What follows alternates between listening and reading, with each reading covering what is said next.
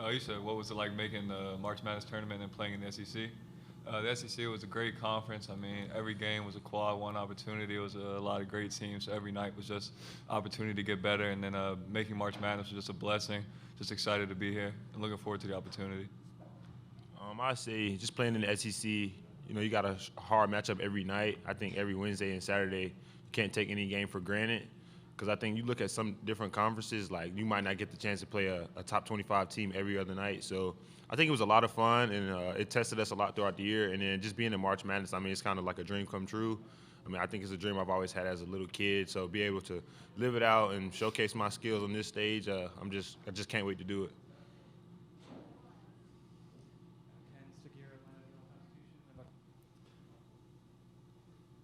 Question for both of you guys. Can you, after making it back getting into the tournament in the first time in a long time for Georgia, what does this mean in terms of maybe establishing legitimacy for you guys as a program? Silas, you're first this time, please. Like you said, it's just growth. We appreciate being able to be in the NIT last year and then making the jump to be able to make it to the tournament this year. Like I said, it's just growth, just being able to build every year. You don't want to look ahead. You want to be where your feet are. So right now we're just looking to make a run in the tournament right now and then worry about that after the season. So, question on the right-hand side. Kind of just piggybacking that off a little bit after kind of the season you guys have had where you started off hot, then you hit during the SEC play a little bit of the down and then finish strong. Just what is it like to be sitting up here in the NCAA tournament and, that the fact that a lot of you guys haven't really been in a place like this before? Blue, lead us off, please. I mean, it's definitely awesome to be up here. I mean, throughout the whole year, I thought our team stayed connected and responded well to good and bad. And so, I mean, we didn't get too high, didn't get too low. And I mean, we just always, like Silas said, where our feet are, and then just competed every night. Stay right there on the right-hand side. During Selection Sunday, Coach talked about the resiliency of the team. How important do you feel like, or how well do you feel like this explains y'all's team? Silas? I would say resilience was a big part of our team. I think we went through 2 4-game losing streaks, and I think some teams can break during those times, and I think we kind of grew together. I think going on our 2-game road trip, we were gone for 5 days from school. We went and played a tough Texas team, then followed up a couple days later and played a South Carolina team. I think us just being together and being with each other all the time kind of made us grow together. I think we played Auburn on a Saturday. I think our effort was a lot better than the game we played before that. Even though we lost, I think we learned a lot from that game. And then following up, we had a great lift on that Sunday. Like, the camaraderie was off the charts. I think it's probably one of the best lifts we had all year. And then we went in and played a tough Florida team on Tuesday and came out with a big win. I think that kind of like that resilience, we were able to go through that and then go through our breakthrough, and then we ended on a strong 4-0 run and then lost a tough one against Oklahoma. But like you see, our resilience, we never gave up on ourselves. We always believed in our team. Blue, same question. Resiliency?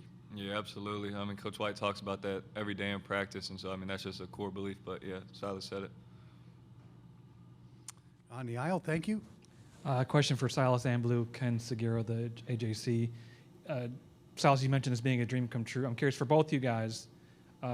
Take me back to your first memories of the tournament, and where were you when you were taking counting down and taking shots and pretending you were winning? Was it the driveway, a park?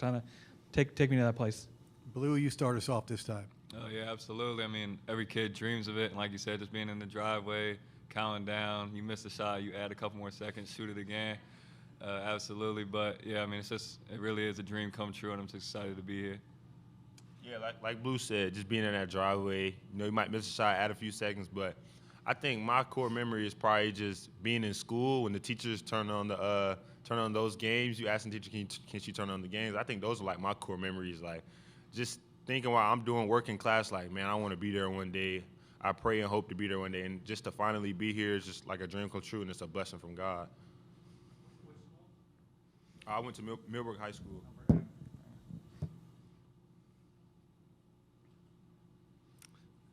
Right-hand side. I don't know if you guys pay attention to all the history-wise, but Georgia hasn't been to the tournament in a while. Do you guys take that on your shoulder and kind of use it as a force, like, hey, we got to win? I think it's been almost 30 years since Georgia has won in the NCAA tournament. Silas first.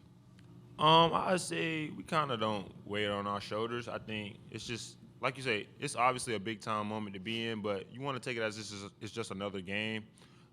You know, just a game to have fun, a game to get better, just enjoy the team you have. Like, you don't want to put too much pressure on one game. Obviously, we haven't won a game in a long time. Everybody wants to win a game, but just to be here and to finally know that Georgia is kind of moving back in the right direction and this team has helped do that, you know, I feel like we're in a good spot, and we're just going to go out with confidence tomorrow. Blue, about the history, what do you think? Yeah, I mean, it's definitely been a long time since we have been back here, but we're not just really satisfied being here. We're here to compete and win. So, I mean, yeah, we're just here to compete. All the way back.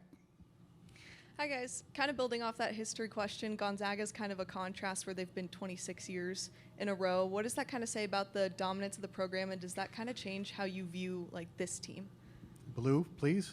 Oh, yeah, I mean, they're definitely a very good program. They've had a lot of success over the year, a lot of great players, great coaching. But, I mean, again, we're just here to compete. We're not really worried about the name. Yeah, we're just here to compete. Silas, you want to talk about Gonzaga? They're a well-respected program. Like Blue said, we're just here to compete. Obviously, they have a history of making it to the Sweet 16. So I think we're just going out there, compete, put our best foot forward, not worry about the name, and just have fun, compete like Blue said.